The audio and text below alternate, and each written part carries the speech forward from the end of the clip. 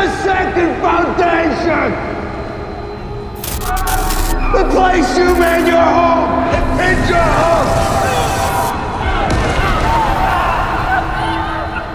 Tell me!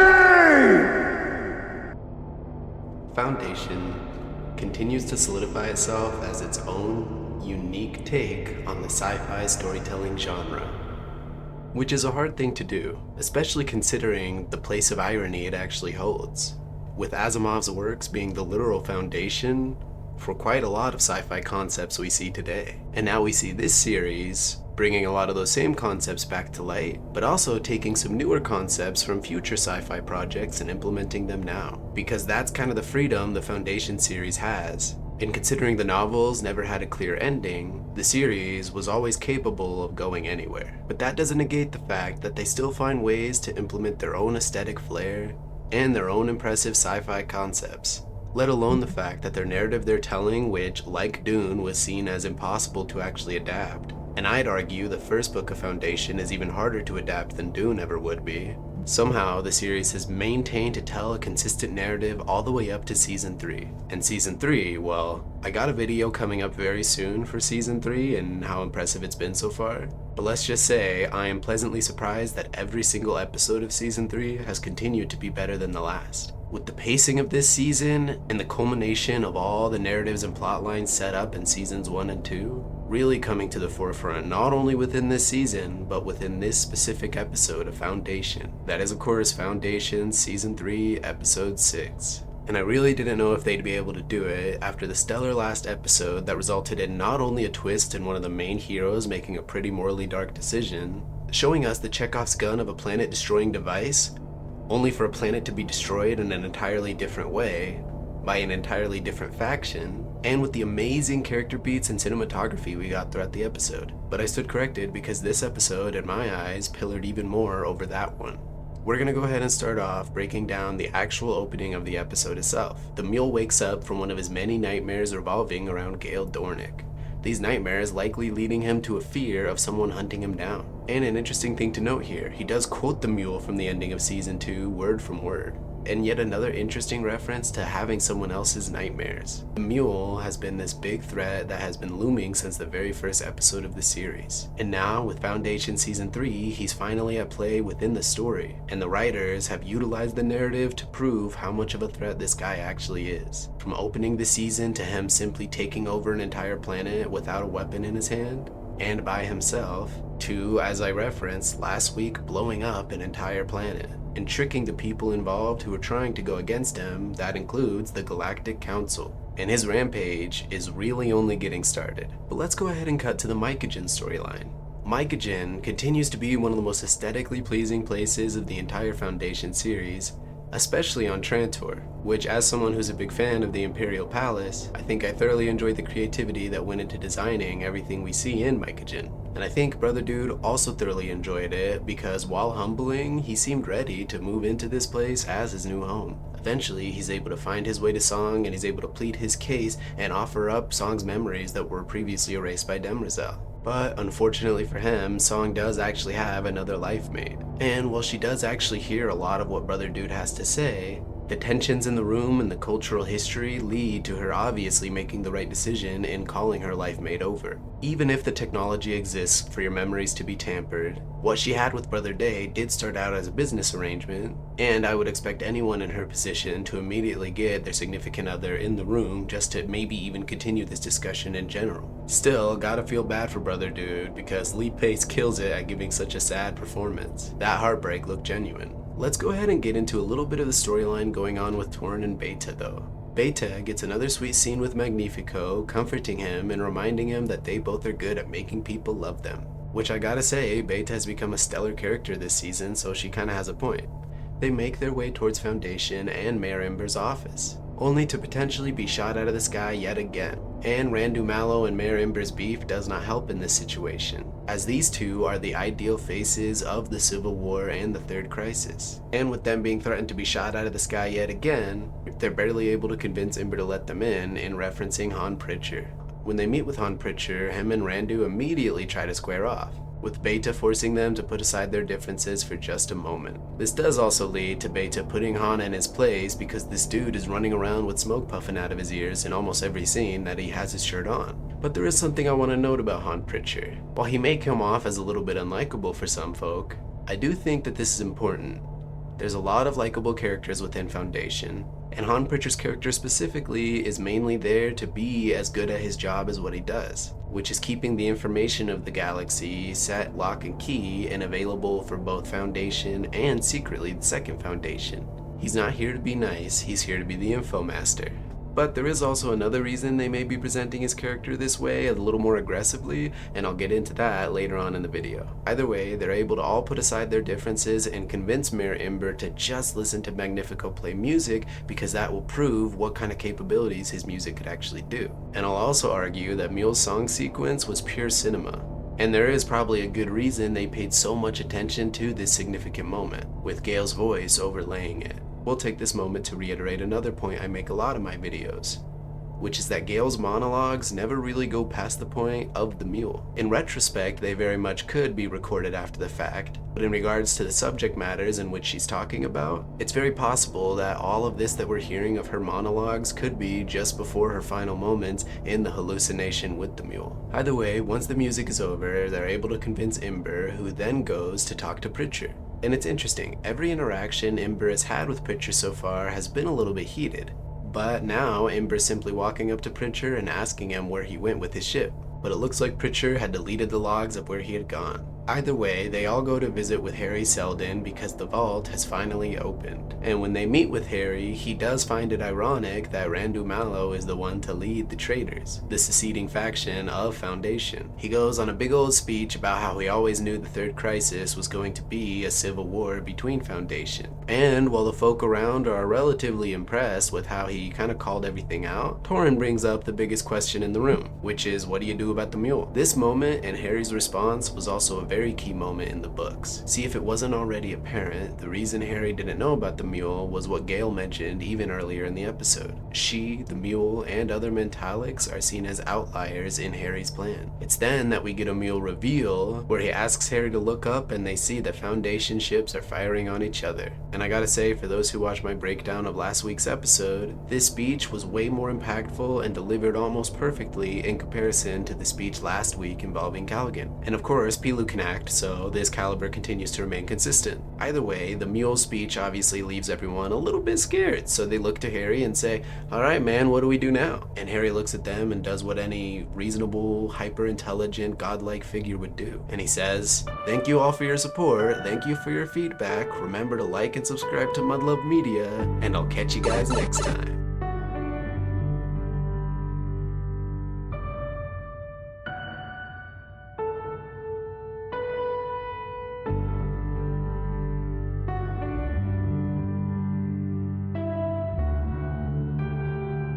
See, Harry has a pretty bad allergy in regards to being wrong, so he has to go figure out a way that he can rework this situation to prove he was actually right the whole time. No, Harry Seldon didn't just dip because he couldn't predict the mule, and he didn't just dip because he saw the ships blowing themselves up. Although these were key factors, he also had quite the clue when it came to Salvor last season. See, Salvor had already let it slip to secondhand Harry that mentalics and beings like them could even exist. She also happened to let it slip how to exactly stop them. Either way, that doesn't negate the fact that he does kind of leave all these people high and dry and they're forced to flee out of the vault before the no field completely takes them out, or their own ships outside happen to blast them down from the sky. So yeah, faith in Harry Seldon's probably going to be a little bit skewed after this. But let's go ahead and cut to my favorite storyline of the episode, that being Gall versus Demerzel. I really appreciate their immediate exchange and their natural hostility towards each other, but we immediately come to find out that Harry didn't warn Gall that Demerzel was a robot, despite him knowing this for pretty much almost the entire series, or at least since psychohistory was completed, as it's revealed that Demerzel herself had helped develop psychohistory. Now this is an interesting thing to know. If Demerzel was also involved in the creation of psychohistory and the Prime Radiant, then that means this Kalle deity, or whatever thing she is, which obviously is a robot considering her and Demerzel do have the same red flashing light sequence,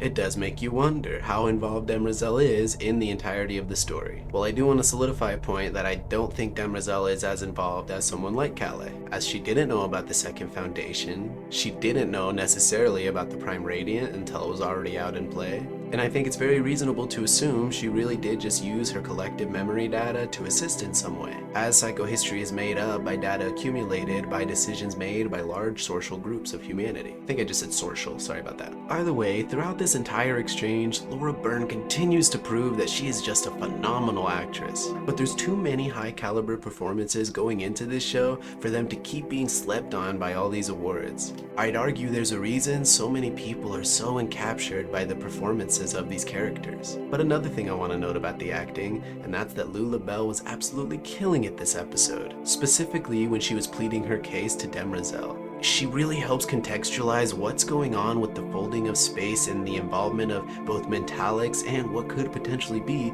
the afterlife or maybe just a black hole experience altogether. Either way, there's a lot of sci-fi concepts at play here, and her character, her experiences, and everything she's going through, having been born on a dying world, having traveled across space and time, having witnessed the folding of space herself, and having blended her mind with 3 different people and potentially more, that being Harry Seldon when she saved him from drowning, which is more of a mentalic ability, but also Tellum when she almost had her mind completely taken over. Remember, Gall got to the point where she went from crying and freaking out to stone-faced reciting the words that Tellum was telling her. This honestly made me even suspect that Gall could still have Tellum in her mind going into this season. And while that's no longer a theory of mine, Demerzel did tap into her mind, and in this moment they both experienced something way too strange that could potentially revolve around some cosmic connection at the center of the universe. Either way, these are a lot of things to carry on your shoulders as an actor demonstrating this kind of character, especially considering all the unwarranted hate this character's gotten since the show's inception. And while yes, it is subjective whether you enjoy her performance or not, I gotta say her character's journey is still one of the most entertaining ones within Foundation, and I think more people will appreciate it in retrospect rather than in the moment. But in my eyes, I also wouldn't be surprised if this whole entire sequence would solidify Gall in a few people's minds as a reasonable character to follow. Maybe not one to root for, but one who really does help represent a leader of an entire faction that is attempting to rule the entire galaxy. Either way, going back to the scene itself, Gall does know how some of her actions in regard to her hallucinations actually tend to be like pulling parts of her life towards herself. I believe this is because she's essentially manifesting whatever visions she saw into play. I mean, even notice how this episode started with the Mule fearing that Gall was gonna come and hunt him down, so he had to hunt her down first. And what is Gall's big worry and plan of action? Well, the Mule's gonna come hunt her down, so she has to hunt him down first. Both of these characters being mentalics and receiving visions / nightmares of each other. Demerzel sees that Gall's really stressed, so she decides to calm her down by flashing her. No, in actuality, she shows her the Prime Radiant, but the way this scene was actually orchestrated, I don't know why they would shoot it like this. I couldn't tell if they were trying to fight or they were trying to Anyways, I think one reason Dem is actually looking at Gall so intensely here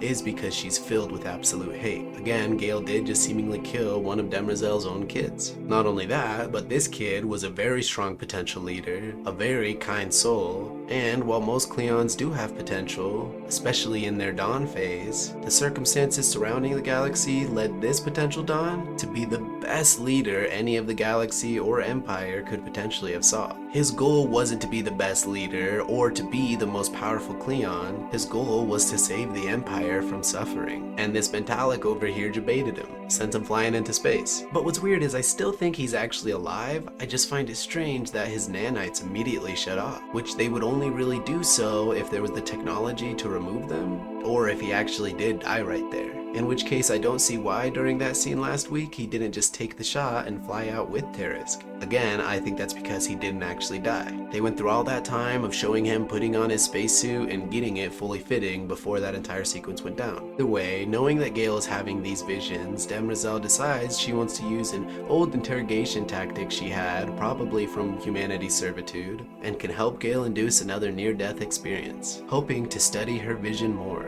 And Lord knows Demerzel's itching at the concept of actually killing Gall. And what's funny is you can actually see her sinuses being filled and affected here, and during this process, when it reaches her eardrums, she seems to establish vertigo for a moment, before immediately going into drowning. For fans of the channel, or anyone who's seen any of my recent videos, I'm very thankful that this is the reasoning for the sequence we see in the trailer, as a lot of my theories tied into Gall being a robot, Mentalics being robots, Mentalics and robots sharing their DNA in some way. Either way, it's shows like this that make me so happy to throw tinfoil theories out there, and then have instead such an actual solid reasoning behind what we're seeing. It's through this hallucination scene that we've come to find out this same battle that we've been seeing since the opening of season 2 or the early episodes has been taking place on Trantor the entire time, which means everything in Foundation and the Mule is leading to a sack of Trantor. And this battle seems to take place specifically at Streeling University. Or maybe they said the library of some kind.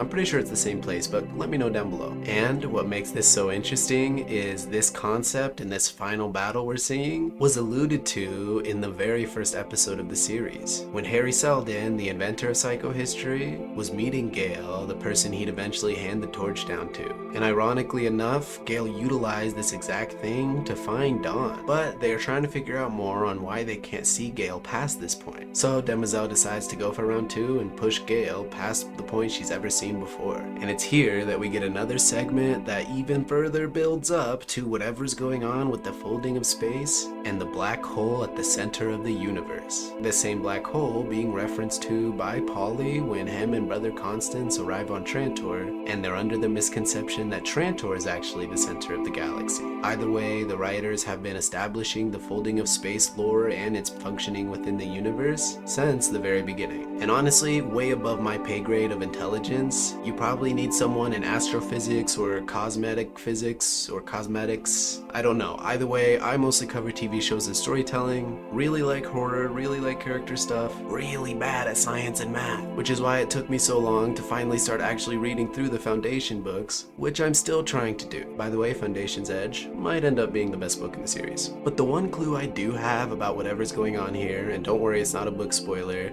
but it's actually going off of what we already seen in the story, and that's just the aesthetic similarities we get between how this sequence looks and how Kalle has presented herself within not only the Prime Radiant, but within that tiny bit of cave background we see on Una's world. My honest first thought when watching all this was that there was some sort of afterlife or Matrix-like hive pod situation going on, where everybody was hooked up to the same thing, and Demerzel, through Gall, was finding a way to break out of it. And while that could potentially still be the case, what I actually think is this could actually just be Gall passing out after her battle with the Mule and being placed in a cryopod for her own safety. This cryopod ending up floating in space directly near, presumably, a black hole, which is why Demerzel seems to hear that frequency. Either way, whatever that scene actually was about, this ends up with Demerzel shutting down and an EMP going off that not only shuts down the beggar, but also shuts down the Imperial ship right next door. When Demerzel wakes up, she gets a red flash across her eyes, very similar to the one we see in Kalle, further solidifying my theory that Kalle is a robot. She's barely able to save Gall from her cardiac arrest, and they're able to come to a conclusion, or I guess more of a ceasefire between their factions, which is honestly really fortunate for Gall, because on her end of things, she completely screwed Empire over, and any reasonable person would suspect, like Demerzel, that that encounter would have ended at Demerzel's hand on Gall's neck. But Gall continues to survive by the skin of her teeth, and thankfully not without a good bit of suffering, proving that she is enduring a lot to go on this journey she's going on, especially considering the places her body's being put through, but also her mind. With all these strange and otherworldly and even cosmic experiences, how far can she really go before something pushes her mind in the wrong direction and she full on breaks? And should Foundation series go on long enough past the Mule storyline, maybe that will be a place the character could go. That would be if she actually does survive the Mule, as her character within the book series, no spoilers, was really only in the first book, with each book showcasing a different cast of characters. But let's go ahead and touch on some actual book spoilers for a bit. Han Pritchard, as I referenced earlier, seems pretty aggressive, and while in the books he was more stoic and straight to the point, I think specifically they're portraying the character this way because he's due for a very humbling journey. If they keep his storyline up from the books, then what we'll see is him being forced to be a puppet for the Mule and trying to find the second second foundation. This pushes his mind eventually to the point where he has to question his entire reality and allegiance altogether. I also want to note something else specifically. Magnifico had a moment where he played music for all of Ember's most My brigadiers, my commanders, everyone who matters. and it's after this that he goes to talk with Han Pritchard in a very different temperament and manner than he normally does. I think potentially, if Magnifico does turn out to be the Mule, this is the start of his search for the second foundation, utilizing people from the first foundation, as he's already begun that search already. But if Magnifico doesn't turn out to actually be the Mule, I hope he survives or gets a very heartbreaking death, because the character is actually really enjoyable. And that's shoutouts to Thomas Lamarcus. Let me know what your thoughts are on this episode down below. Are you excited for how season 3 is going to finish out? Either way, I appreciate the feedback, appreciate the support, and remember, if you're ever caught in an awkward situation and don't have any answers, subscribe to MudLuv and glitch on out of there.